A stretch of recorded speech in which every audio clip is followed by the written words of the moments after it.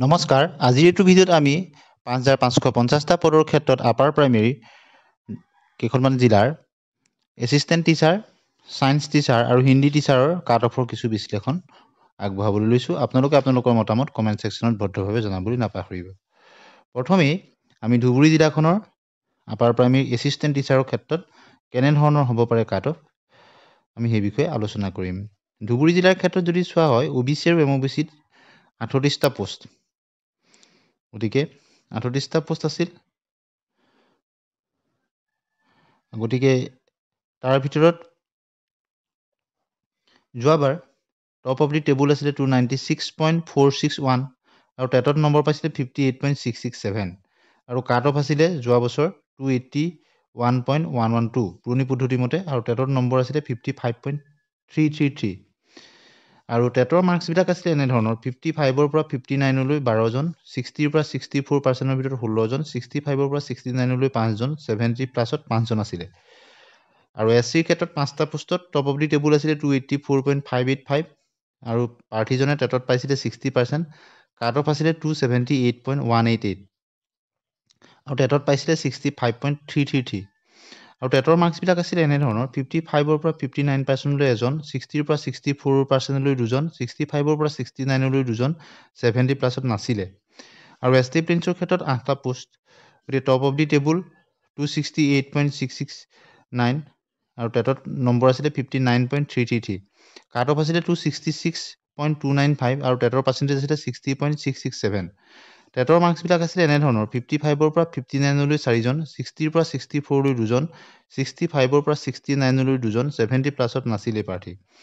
আনৰিজাৰ্ভৰ ক্ষেত্ৰত 59 পোষ্ট আছিলে, top of the table আছিলে 322.889 আৰু নম্বৰ আছিলে 64%, কাট অফ আছিলে 292.994। টেটৰ মাৰ্কছবিলাক আছিলে 60ৰ পৰা 64লৈ 33জন প্ৰাৰ্থী, 65ৰ পৰা 69লৈ 15জন আৰু 70 প্লাছত 11জন। গতিকে সকলোখিনি দিশ চাই আমি এটা কথা ক'ব পাৰোঁ যে ধুবুৰী জিলাৰ ক্ষেত্ৰত আপাৰ প্ৰাইমেৰী কম্পিটিশ্যন এটা এভাৰেজ লেভেলত হ'ব, খুব বেছিও নহ'ব, খুব কমো নহ'ব। অৰ্থাৎ একেবাৰে কম নম্বৰ হ'ব বুলিও আমি আশা কৰিব নোৱাৰোঁ বা আটাইতকৈ হাই হ'ব বুলিও আমি ক'ব নোৱাৰোঁ। তাত বহুখিনি কাৰকে প্ৰভাৱ বিস্তাৰ কৰিছে। বিশেষত এটা বিশেষ কাৰণ হ'ল যে কণ্টেক্সুৱেল টিচাৰসমূহ ইতিমধ্যে তেওঁলোকৰ ৰেগুলাৰাইজ হৈ গৈছে। গতিকে তেওঁলোকৰ যদিও এপ্লাই কৰিছিলে ফিজিকেল ভেৰিফিকেশ্যনত তেওঁলোক তাৰ পৰা বাদ পৰি যাব, যিহেতু নিজে কৰি থকা বিদ্যালয়তে তেওঁলোকে পাইছে।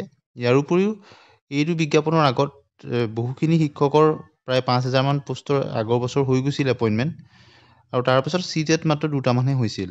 গতিকে আৰু যদিও বা BEd প্ৰাৰ্থীখিনি আছে, BEdখিনি টেট কাম ৰিক্ৰুইটমেণ্ট বা আগৰ যিখিনি গ্ৰেজুৱেট টিচাৰ, পোষ্ট গ্ৰেজুৱেট টিচাৰতো BEdৰ বহুখিনি গৈছে।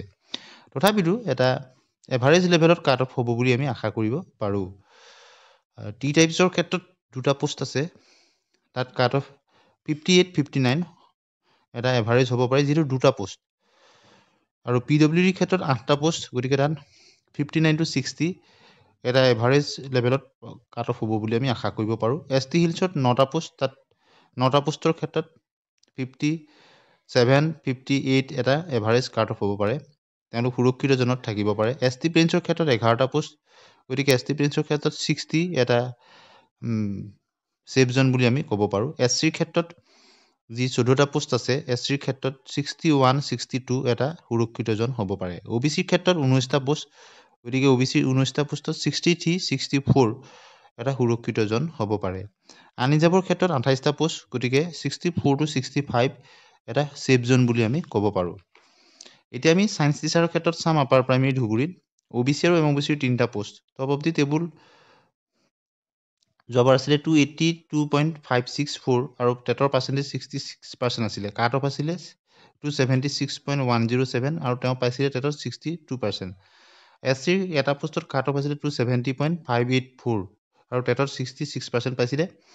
ST প্ৰিন্সৰ ক্ষেত্ৰত 2টা post, top of the table আছিলে 265.638 আৰু টেটত পাইছিলে 60.667, কাট অফ আছিলে 262.927 আৰু টেটৰ পাৰ্চেণ্টেজ আছিলে 68%। আনৰিজাৰ্ভৰ 2টা পোষ্ট আছিলে যোৱাবাৰ, টপ অফ দি টেবুল আছিলে 314.293 আৰু টেটত পাইছিলে 68.667, কাট অফ আছিলে 305.986 আৰু টেটৰ পাৰ্চেণ্টেজ আছিলে 71.333। আৰু যদি আমি চাওঁ টি টাইপছৰ ক্ষেত্ৰত দুটা পোষ্টত 57+ এটা সুৰক্ষিত জন হ'ব পাৰে। PWD ক্ষেত্ৰত এটা পোষ্ট, গতিকে 58 এটা সুৰক্ষিত জন বুলি আমি ক'ব পাৰোঁ। ST হিলছৰ ক্ষেত্ৰত 57 বা তাতকৈ বেছি থকাসকল সুৰক্ষিত জনত আছে বুলি ক'ব পাৰোঁ, যিহেতু পোষ্টৰ সংখ্যা মাত্ৰ 5টা। ST প্লেইনছৰ ক্ষেত্ৰত 5টা পোষ্ট, গতিকে 60, 61 এটা সুৰক্ষিত জন হ'ব পাৰে। SCৰ ক্ষেত্ৰত 62 ওপৰত থকাখিনি সুৰক্ষিত জনত আছে বুলি আমি ক'ব পাৰোঁ। OBC MOBCৰ ক্ষেত্ৰত 63, 64 এটা সুৰক্ষিত জন হ'ব পাৰে।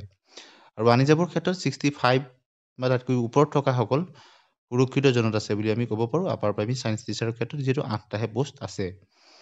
গতিকে এইখিনি হ'ল UPS ছায়েন্স টিচাৰৰ ক্ষেত্ৰত।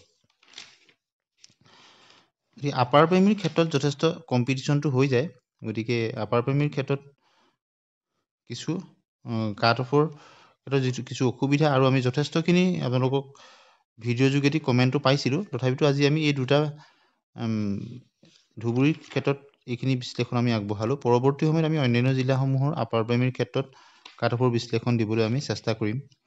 গতিকে আপোনালোকে আপোনালোকৰ মতামত কমেণ্ট ছেকশ্যনত উল্লেখ কৰিব, আৰু কোনখন জিলাৰ LP বিচাৰে নে আপাৰ প্ৰাইমেৰী বিচাৰে আপোনালোকে কমেণ্ট ছেকশ্যনত জনাবলৈ নাপাহৰিব। আজিলৈ আহোঁ, ধন্যবাদ।